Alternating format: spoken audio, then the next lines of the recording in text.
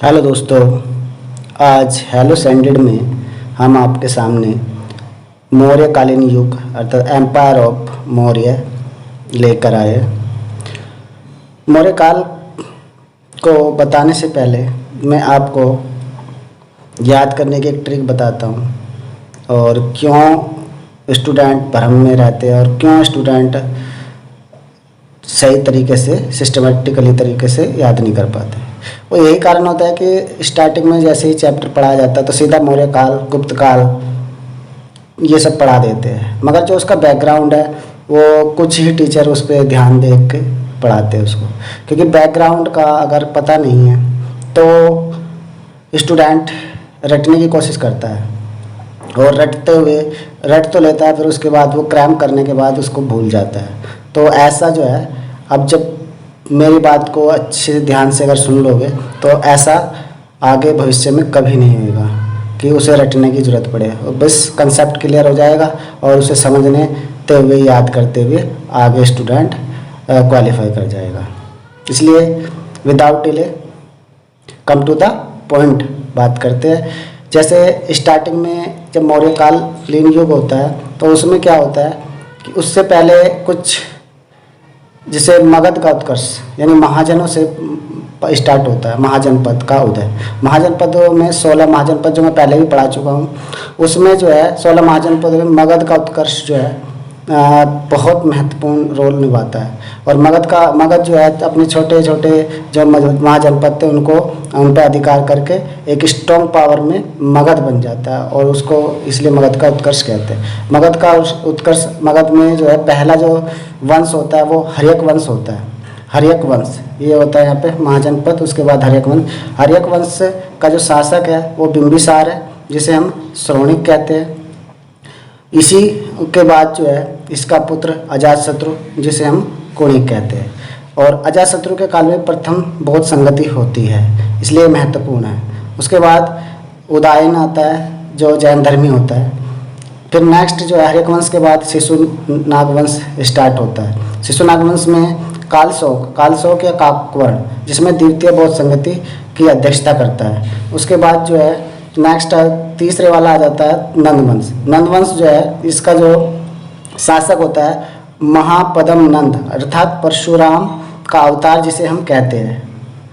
उसके बाद जो है इसके बाद घनानंद नामक शासक बनता है और उसके बाद मौर्य वंश आता है। तो यहाँ से जो है मौर्य वंश की स्थापना होती है। तो ये बहुत ज़रूरी था। घनानंद जो है नंदवंश का अंतिम शासक है, जिसे चंद्रगुप्त चंद्रगुप्त जो है अपने गुरु कौटिल्य, चाणक्य, विष्णुगुप्त ये सभी नामों से जाना जाता है कि सहायता से उसको हरा देता है और मौर्य वंश की नींव डालता है। इसलिए उसको चंद्रगुप्त मौर्य के नाम से जाना जाता है। चंद्रगुप्त मौर्य जो है 323 से 295 ईस्वी पूर्व तक होता है।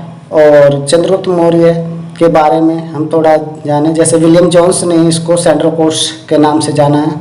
और इनका जो राज्य था वो ईस्ट में बंगाल, वेस्ट में फारस अर्थात ईरान, और नॉर्थ में कश्मीर और साउथ में उत्तरी कर्नाटक अर्थात मैसूर तक फैला हुआ था। इन्हीं 4 राज्यों को समूह को प्रांत कहा गया और प्रांतों को इसके काल में चक्र कहा गया, जो हम बाद में बताएंगे। उसके बाद इन्होंने सेल्यूकेटर निकेटर जो मैं बीच में दिया हुआ है, सेल्यूकेटर निकेटर जो है उससे युद्ध किया। और प्लूटार्क ने भी बताया कि इन्होंने 500 हाथी दिए थे और 500 हाथी के बदले उन्होंने अपनी लड़की और राज्य जो है उसको सौंप दिया गया था इस चंद्रगुप्त मौर्य को। चंद्रगुप्त मौर्य ने बाद में संलेखना द्वारा मोक्ष को प्राप्त किया। संलेखना जो है जैन धर्म में पानी में जल में समाधि लेने को कहते हैं। तो इन्होंने शरणबेलगोला में जाकर संलेखना द्वारा अपने प्राणों को आहुत किया और भद्रभाव के साथ गुरु माना इन्होंने। उसके बाद बिंदुसार जो है इसका दूसरा शासक बना, जो 298 से 272 ईस्वी पूर्व तक था इसमें। और इसको अमित्रघात भी कहते हैं। अमित्रघात बिंदुसार के राज्य में 2 विदेशी राजदूत भी थे, जिनमें डायनेक्स और डायनिसिस, जो बहुत महत्वपूर्ण थे। और इसी से इन्होंने मदिरा, सूखी अंजीर और दार्शनिक, यहाँ से क्वेश्चन कई बार आ चुका है, मांग की थी विदेशी राजदूतों से।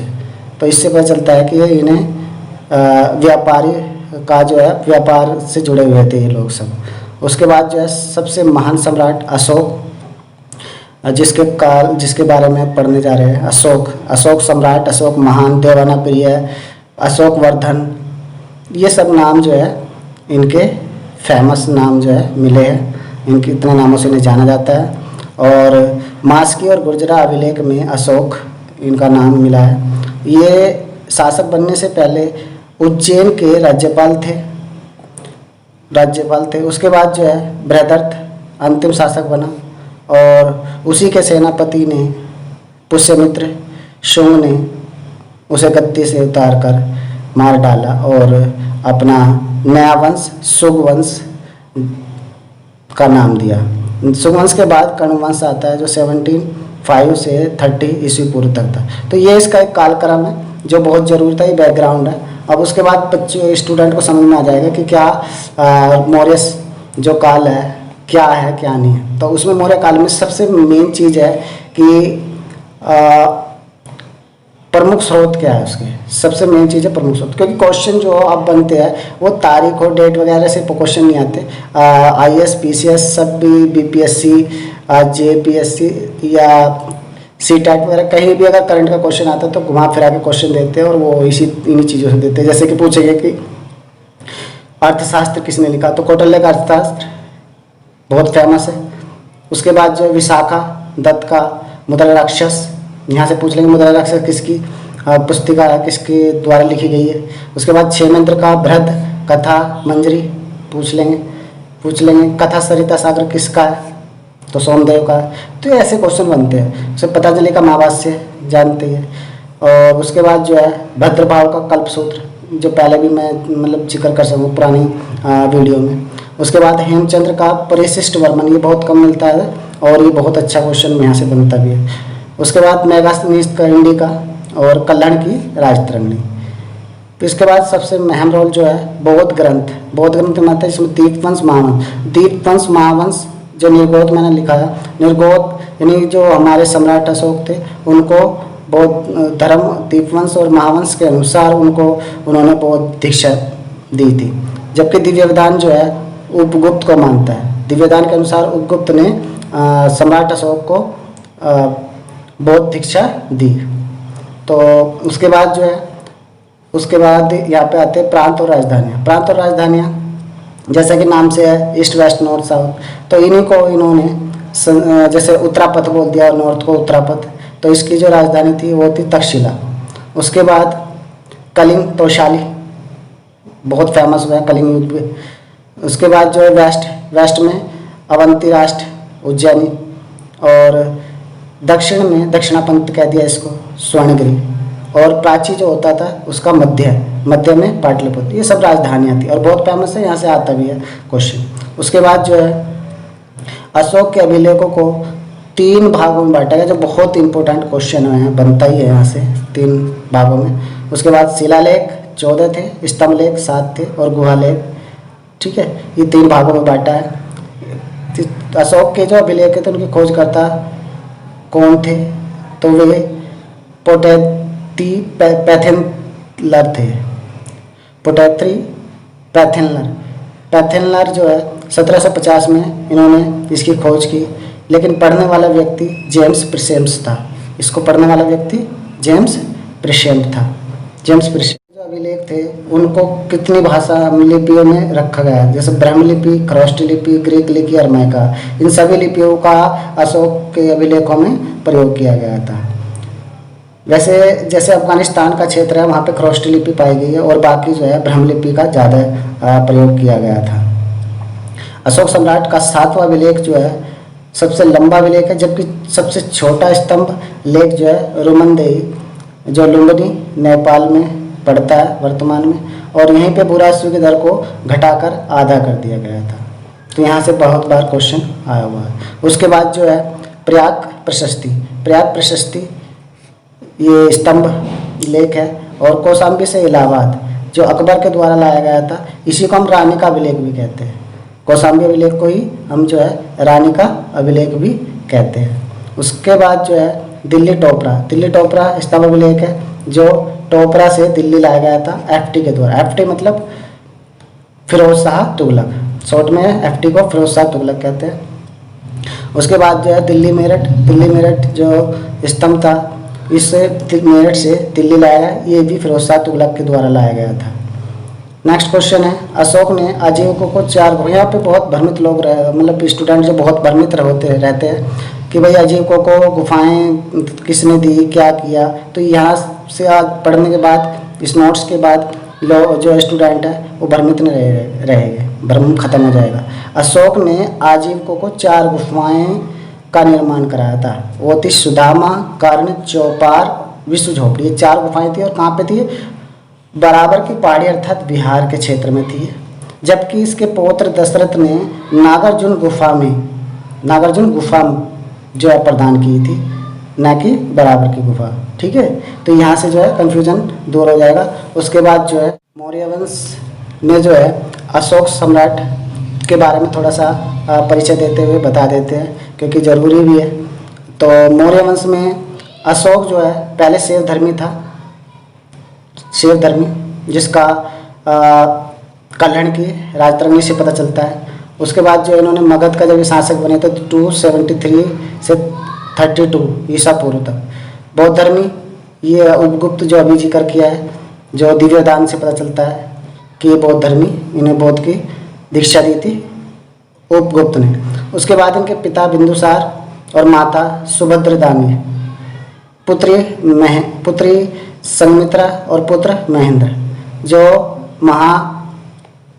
यहाँ पे जो मैंने दिया है दीपवंश और महावंश से पता चलता है। जो महावंश और दीपवंश से पता चलता है कि इन दोनों को श्रीलंका भेजा था बौद्ध दीक्षा के लिए, बौद्ध धर्म का प्रसार करने के लिए। तो उसके बाद जो है अभिषेक के 8वें वर्ष, बहुत इंपॉर्टेंट क्वेश्चन, अभिषेक के 8वें वर्ष यानी 261 ईस्वी पूर्व में कलिंग युद्ध किया था, जिसमें जीत गए थे और यहीं से इनका हृदय परिवर्तन भी होता है।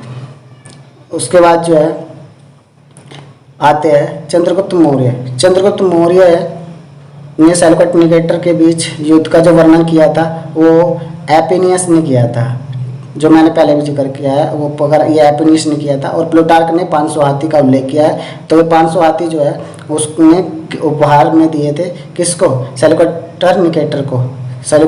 और सैलुकस निकेटर ने अपनी पुत्री और राज्य को दहेज में दिया था। किसको? चंद्रगुप्त मौर्य को। तो यहाँ से जो है ये क्वेश्चन बनते हैं। उसके बाद मेगास्थनीज ने समाज को 7 वर्गों में बांटा, क्योंकि उसको यहाँ के बारे में पता नहीं था और उन्होंने जैसा देखा वैसे ही बात करी। उन्होंने दार्शनिक, किसान, अहीर, कारीगर शिल्पी को कहते हैं, सैनिक, निरीक्षण और सभासद, इनमें बांट दिया, जिसका बाद में खंडन किया गया जो गलत था। तो नेक्स्ट जो है इम्पोर्टेंट शिलालेख जो है, मैंने यहाँ पे मतलब इम्पोर्टेंट शिलालेखों को ही लिखा है जो यहाँ से क्वेश्चन बनते हैं और बनते भी है। वो पूछते हैं कि प्रथम शिलालेख में यानी किस शिलालेख में पशु बलि और सामाजिक उत्सव पर निषेध किया गया था? तो वो प्रथम में किया गया था। उसके बाद द्वितीय शिलालेख में क्या है? तो इसमें जो है मानव पशु चिकित्सा और पड़ोसी राज्यों का जिक्र किया गया है। उसके बाद जो है तीसरा है हमारा महामात्रों को जो है तीर्थ भी कहा गया है। महामात्र यानी अधिकारियों की बात कर रहा है, को आदेश हर 5वें वर्ष जो है वहाँ पे उनका निरीक्षण करना जाके ये दिया गया। उसके बाद चौथा भेरी घोष के स्थान पर धमघोष। भेरी घोष मतलब लड़ाई झगड़ा छोड़कर, युद्ध को छोड़कर उसने धमघोष की बात करी है, धर्म का प्रसार करने की बात करी है, अहिंसा की बात करी है। उसके बाद जो है 5वां है धर्मामात्रों की नियुक्ति, जैसे रज्जु वगैरह, इन्हीं को हम तीर्थ भी कहते हैं, क्योंकि जो मेगास्थनीज जो हमारा अर्थशास्त्र में लिखा गया उन्हें तीर्थ, महामात्रों को तीर्थ कहा गया है। 7वां और 8वां इसमें तीर्थ यात्राओं का उल्लेख है।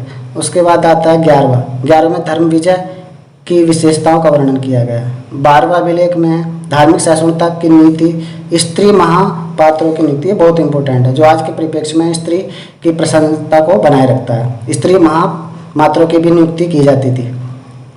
तो उसके बाद जो है 13वां अभिलेख है कलिंग युद्ध काफ़ी इम्पोर्टेंट है, कलिंग युद्ध जिसे हाथीगुम्बा अभिलेख भी कहा गया है, और यहीं से इनका हृदय परिवर्तन हो गया था। और जो अकाल पड़ा था उसी से पता चलता है कि सैगोरा अभिलेख और महास्थान अभिलेखों का भी यहीं से मतलब चर्चा में आता है, क्योंकि ये अन्न भंडार का के बारे में व्याख्या करते हैं। यहाँ से क्वेश्चन आते रहते हैं। उसके बाद 14वां जो है धार्मिक जीवन बिताने हेतु प्रेरित किया इन्होंने 14वें अभिलेख में, तो लास्ट 14वां अभिलेख था। उसके बाद जो है हम आते हैं यहाँ पे एक पॉइंट बचा है जो काफ़ी बार क्वेश्चन बन चुका है यहाँ से, उपदा परीक्षण। उपदा परीक्षण क्या होता है? महामात्रों की नियुक्ति, चरित्र की जांच के बाद ही उनको नियुक्ति की जाती है। इसका मतलब हुआ कि जो महामात्र वगैरह जो हमारे तीर्थ वगैरह होते थे उनकी नियुक्ति की जाती, तो उनका चरित्र करेक्टर के जांच की जाती, उसी के बाद इनकी नियुक्ति होती थी। इसी को हम उपदा परीक्षण कहा गया है।